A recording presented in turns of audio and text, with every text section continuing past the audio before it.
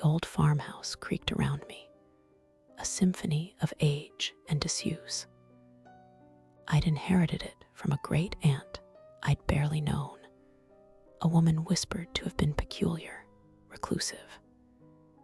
The isolation was what drew me, a chance to escape the cacophony of the city, to find some semblance of peace.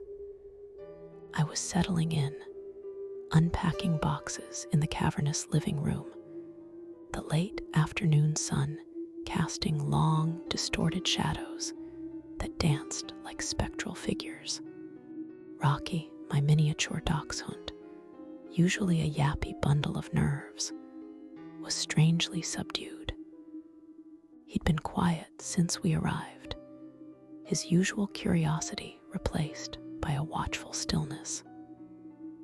He padded softly beside me, his ears occasionally twitching, his gaze fixed on the shadows beyond the light. As dusk began to bleed into the sky, painting the windows in hues of bruised purple and angry orange, I decided it was time to let Rocky out for his evening constitutional. I walked towards the heavy oak front door, a familiar routine.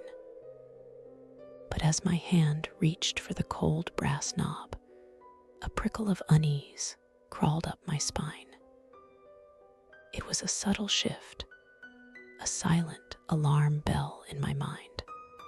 "Just a sec, boy," I murmured to Rocky, a strange compulsion to look outside first overriding my usual haste. I peered through the small, distorted pane of glass set into the door, and then I saw him. He was standing on the porch, directly in front of my door. He wasn't knocking, wasn't ringing a bell, there wasn't even a bell. He was just there, a silhouette against the fading light, unnervingly still. He wasn't looking away, wasn't distracted. His gaze, though I couldn't make out features in the gloom, felt like it was locked directly onto the door, directly onto me. My blood ran cold. No one knew I was here. I hadn't told anyone the exact address, just the general vicinity. This wasn't a neighbor. This wasn't a lost traveler.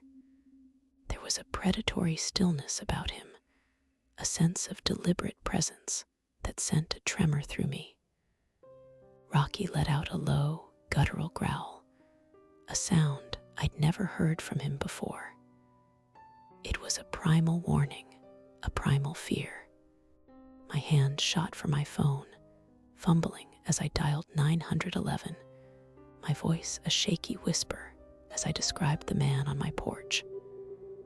I kept my eyes glued to the window, willing him to move, willing him to disappear. He didn't budge. He just stood there, an unnerving sentinel.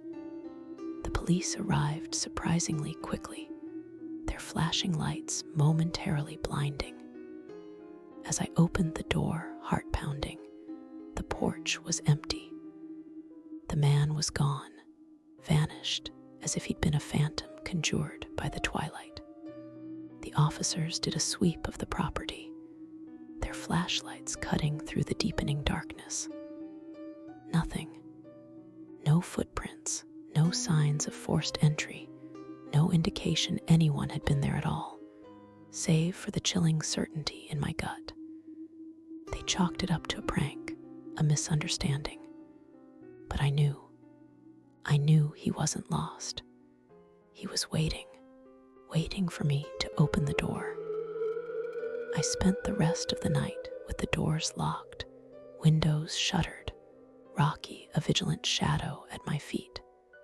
The silence of the farmhouse, once a comfort, now felt suffocating, filled with the unspoken promise of a visitor who, thankfully, had never been allowed inside. And I still shudder, wondering what terrors would have unfolded if I hadn't listened to that quiet, insistent whisper of intuition. This is Aqeela from the Aqeela Files. Did you truly think he was gone? Subscribe if you dare.